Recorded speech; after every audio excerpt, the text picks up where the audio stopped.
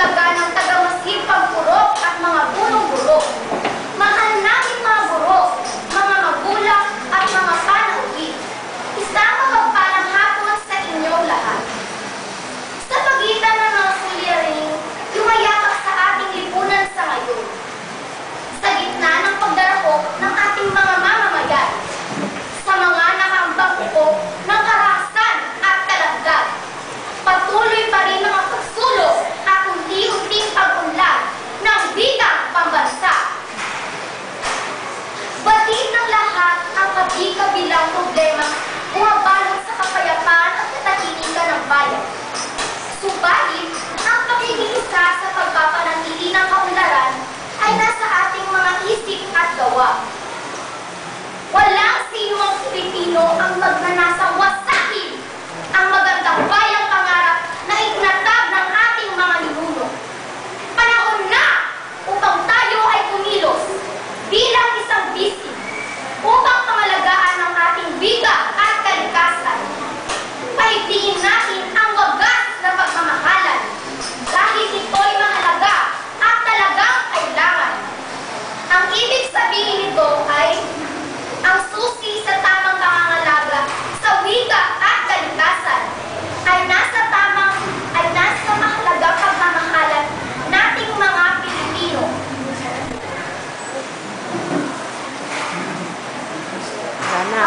Matutupad natin ang ating layunin na ito sa pamamagitan ng pagtangkilik ng sariling atin o gumamit ng sariling wikang pambansang Pilipino.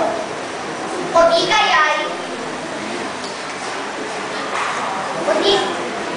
kaya'y maglakad at kumanta ng maayos ng pambansang awit at panatang makabayan at marami pang iba. Hindi gaano umuunlad ang ating bansa dahil hindi nakikiisa ang ilang Pilipino.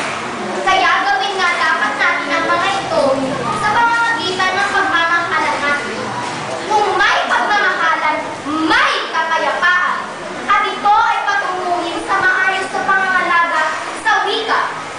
Kung sa kalikasan naman, kalikasan? Ano ba ang kalikasan? Ano ba ang pumapasok sa mga isipan, utak nyo? Sa tuwing naririnig ninyo ang salitang kalikasan, sumasang-ayon ba kayo sa patuloy na pagsira nating mga tao sa inang kalikasan? Kaibigan, ang sagot ko ay hindi. Bakit? Dahil gusto mo ba na ang magiging mga anak natin ay maranasan ang kawalan ng puno sa buhay nila at makita na lamang nila ito sa mga litrato? Kapatid, ito ay isang pagkakamali dapat nating ituwid. Huwag na tayong magbingi-bingihan, magbulag-bulagan. Sa halip, tayo ay mag-isip-isip sa lahat ng ating ginagawa kung ito ba ay tama o mali. Ang magagawa lang natin ay pangalagaan ng ating kalikasan tulad ng di pagtapon ng basura kahit saan. Saan yung tubig man, kanyang lupa o sa lansangan. Pag-iwalayin din natin ang mga basura sa nabubulok at di nabubulok. Linisin natin ang mga nakakalat na basura. Hindi pagsang-ayon sa illegal logging, dynamite fishing at kaingin. Bagkus, maglalim pa tayo ng maraming puno. At marami pang iba. Disiplina naman ang kailangan natin. Nang sa gayon, huwag na natin hayaang maulit-ulit ang nakaraang pananalasa ng mga bagyong Ondoy at Lepin. Kailangan natin ang pagmamahal para matamo ang disiplinang ito na patungo naman sa kapayapaan ng ating bansa. Ang wika ay siyang natatanging kasangkapan na ginagamit sa pakikipagtalastasan. Sa makatbit, ang wika ang siyang nagpapaunlad sa tao.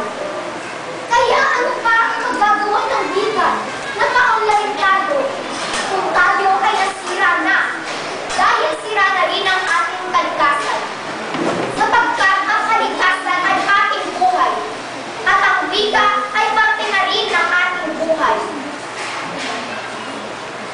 Wika nga,